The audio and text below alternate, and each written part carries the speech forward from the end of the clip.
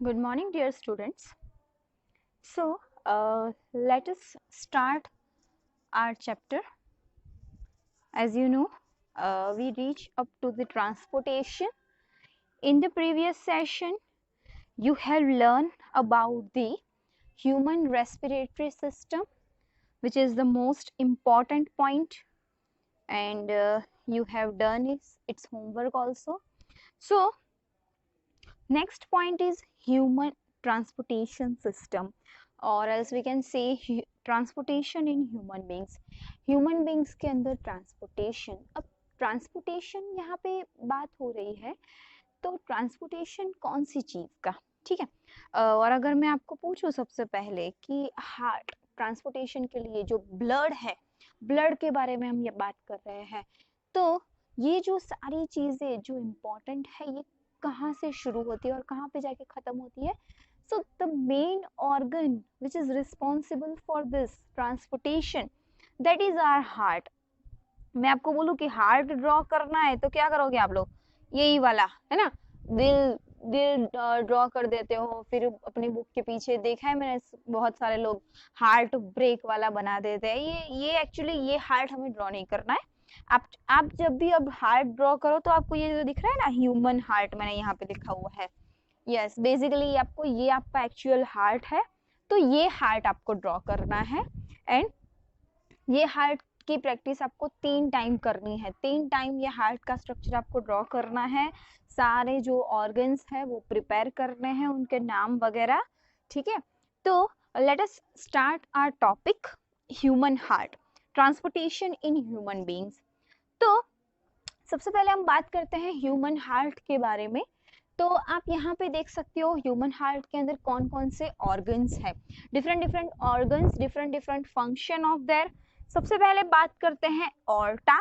आप ये प्रोनाउंसिएशन सुनना, पहले है सबसे पहले ऑर्टा, फिर pulmonary arteries, pulmonary veins, left atrium, left ventricle, right atrium, right ventricle, septum, vena cava.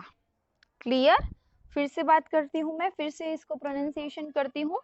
Aorta, pulmonary arteries, pulmonary veins, left atrium, left ventricle, right atrium, right ventricle.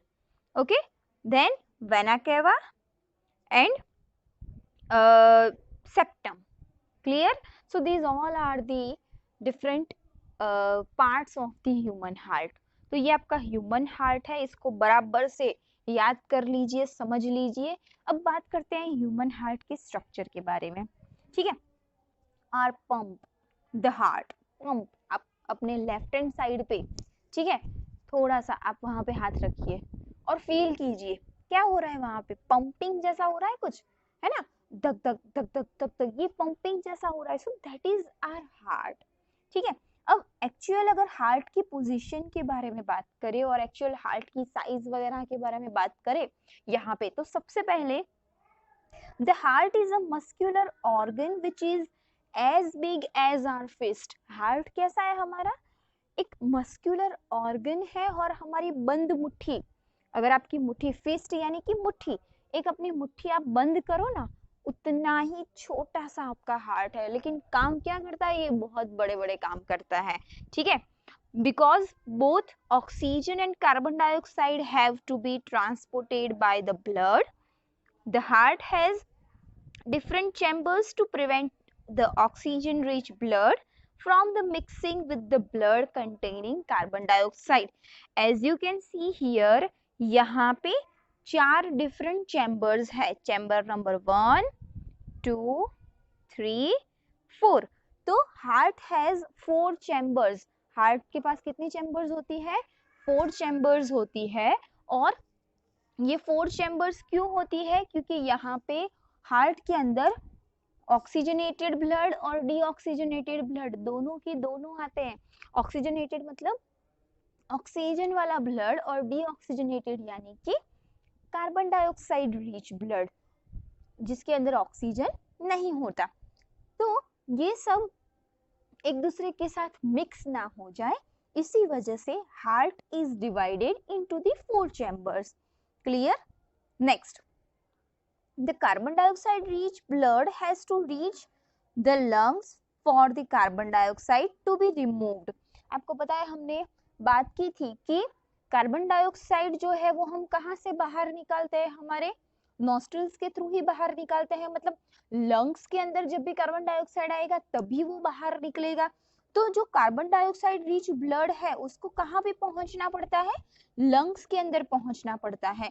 जब तक वो लंग्स के अंदर नहीं पहुंचेगा तब तक बॉडी में से कार्बन डाइऑक्साइड बाहर नहीं निकलेगा। तो carbon dioxide rich blood has to reach the lungs for the carbon dioxide to be removed, and the oxygenated blood from the lungs has to be brought back to the heart. अब lungs में से जो oxygenated blood है उस oxygenated blood को कहाँ पे लाना पड़ता है, हार्ट के अंदर से, और हार्ट में से जो डीऑक्सीजनेटेड कार्बन डाइऑक्साइड वाला ब्लड है उसको कहाँ पे ले जाना पड़ता है, लंग्स के अंदर। Am I clear? फिर से समझ लीजिए कि जो ऑक्सीजनेटेड ब्लड है उसको लंग्स में से कहाँ पे लाना पड़ता है, हार्ट के अंदर, और जो डीऑक्सीजनेटेड ब्लड है मतलब कार्बन डाइऑक्साइड वाला ब्लड है उसको हार्ट में से कहाँ ले जाना पड़ता है, लंग्स के अंदर। This oxygen rich blood is then pumped to the rest of the body. अब ये पूरा जो ऑक्सीजन वाला जो ब्लड है जब भी वो हार्ट के अंदर आएगा, कहाँ से आएगा, वो लंग्स के अंदर से आएगा। तो जब भी वो हार्ट के अंदर आएगा तो वो हार्ट में से कहाँ जाएगा, पूरे बॉडी के अंदर उसको क्या किया जाएगा, ट्रांसपोर्ट किया जाएगा, डिस्ट्रीब्यूट किया जाएगा। ठीक है, क्लियर? यहाँ तक हार्ट क्या है सबसे पहले फिर से डिस्कस करते हैं। एक मस्कुलर ऑर्गन है, कितना बड़ा है, वो एक हमारी मुट्ठी की तरह है। उसके पास कितने चैम्बर्स है, 4 चैम्बर्स है। क्यों? क्योंकि ऑक्सीजन वाला ब्लड और कार्बन डाइऑक्साइड वाला ब्लड दोनों के दोनों ब्लड वहां पे हार्ट के अंदर आते हैं, और दोनों का मिक्स ना हो जाए, दोनों का मिक्सचर ना हो जाए, इसी वजह से मिक्सअप ना हो जाए, इसी वजह से उसको 4 चैम्बर्स के अंदर डिवाइड किया गया है। कार्बन डाइऑक्साइड रिच ब्लड जो होता है उसको कहाँ पे जाना होता है, लंग्स के अंदर जाना होता है, और जो ऑक्सीजनेटेड ब्लड है उसको लंग्स में से कहाँ पे लाना पड़ता है, हार्ट के अंदर लाना पड़ता है। ऑक्सीजन रिच ब्लड जब भी हार्ट के अंदर आएगा फिर हार्ट उसको क्या करेगा, पूरे बॉडी के अंदर पंप कर देगा, मतलब ट्रांसपोर्ट कर देगा। अब बात करते हैं, oxygen rich blood from the lungs come to the thin walled upper chamber of the heart on the left atrium।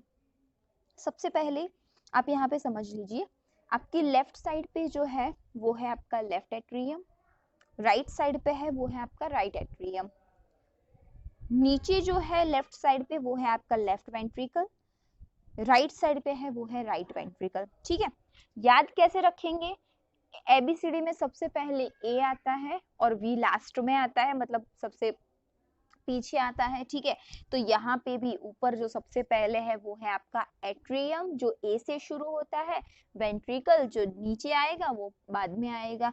समझ में आया? लेफ्ट एट्रियम को एल ए के तौर पे याद रखेंगे, L A left atrium, right ventricle right atrium को आर ए, लेफ्ट वेंट्रिकल को एल वी, राइट वेंट्रिकल को आर वी। ठीक है, तो बात करते हैं कि सबसे पहले जो आपका ऑक्सीजन रिच ब्लड है वो कहाँ पे आएगा, आपका oxygen rich blood has to come to the from the lungs. Lungs में से ये कहाँ आएगा, सबसे पहले लेफ्ट एट्रियम के अंदर आएगा। कहाँ पे आएगा, आपके लेफ्ट एट्रियम के अंदर सबसे पहले ये यहाँ पे आएगा। ठीक है, उसके बाद लेफ्ट एट्रियम क्या होगी, यहाँ पे रिलैक्स हो जाएगी।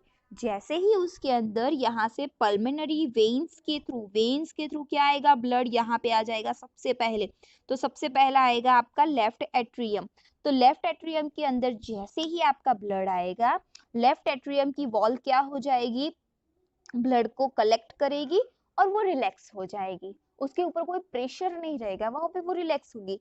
It then contracts while the next chamber the left ventricle expands so that blood is transferred to it। अब यहाँ से जो आपका ब्लड है एक्चुअली वो कहाँ पे जाएगा, आपका ब्लड यहाँ पे कि